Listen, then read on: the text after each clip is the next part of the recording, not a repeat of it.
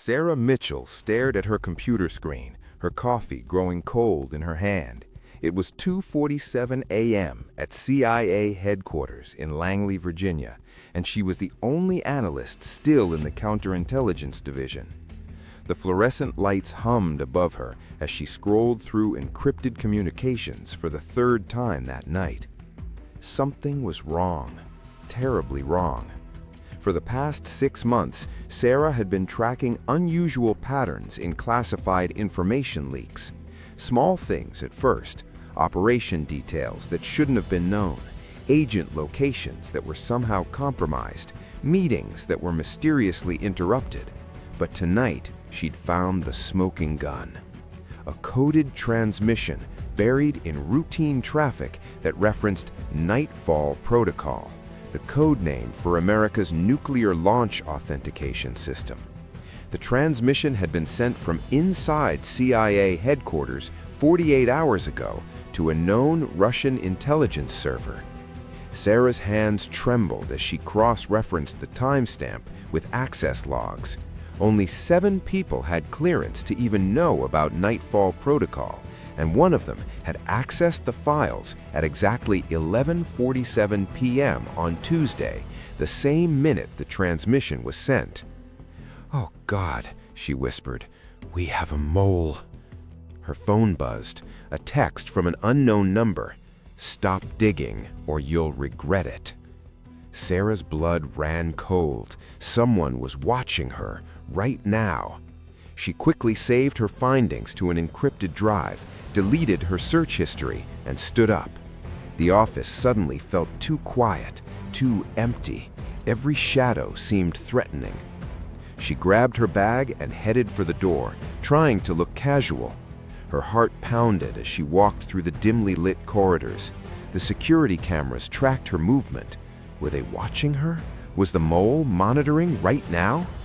Sarah reached the parking garage and practically ran to her car. As she started the engine, her phone rang. This time, it was a number she recognized, Director James Hawthorne, her boss, and one of the 7 people with Nightfall Protocol access. She didn't answer. Instead, she drove straight to the one person she could trust, her mentor, retired CIA operative Michael Chen, who lived 30 minutes away in Georgetown. Michael Chen opened his door at 3:30 a.m., wearing a bathrobe and holding a pistol. "Sarah? What the hell?"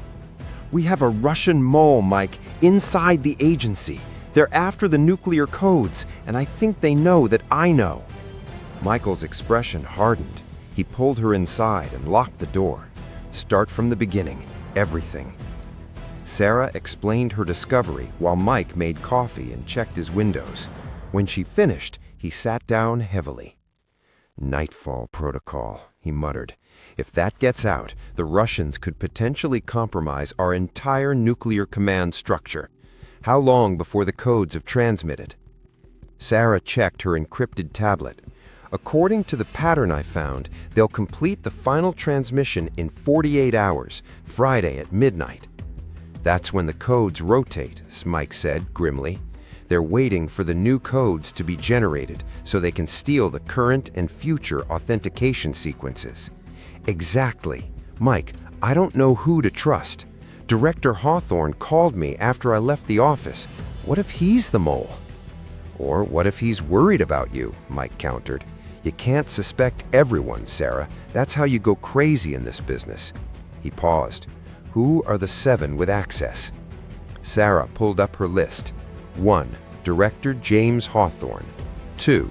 Deputy Director Linda Morrison. 3. NSA Liaison Colonel Robert Hayes. 4. Senior Analyst Dr. Thomas Bradford. 5. Cybersecurity Chief Maria Santos. 6. Operations Director Frank Delaney. 7. Intelligence Coordinator Amanda Pierce. "Any of them could be the mole," Sarah said, "but my gut says it's someone high enough to move freely without suspicion." Mike nodded. "We need to investigate without tipping them off.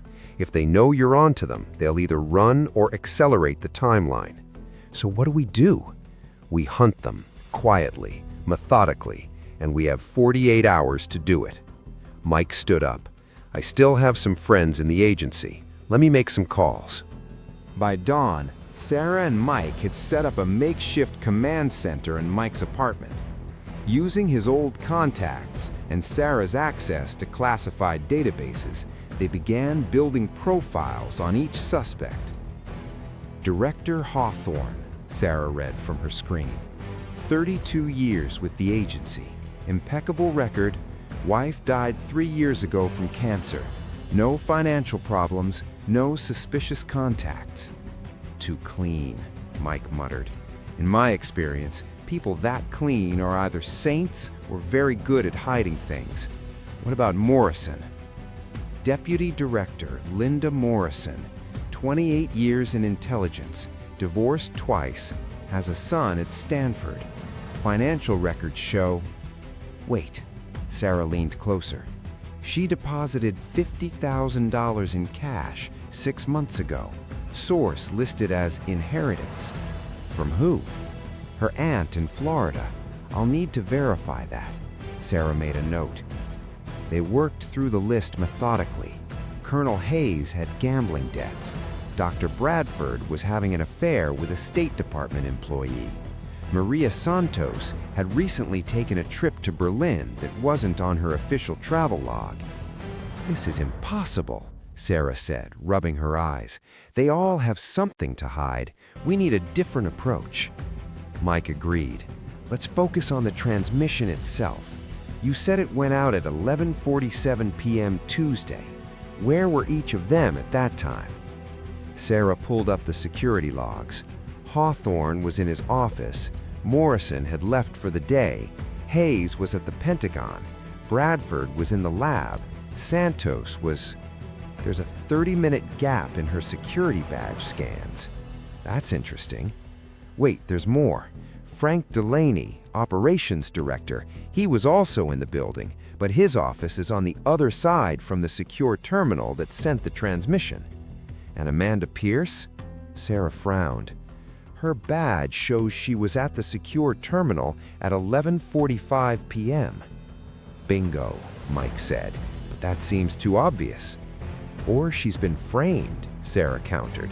Someone could have cloned her badge. A knock on the door made them both freeze. Mike grabbed his gun and checked the peephole. It's Director Hawthorne, alone. Sarah's heart raced. Don't open it. But Mike had already started unlocking the door.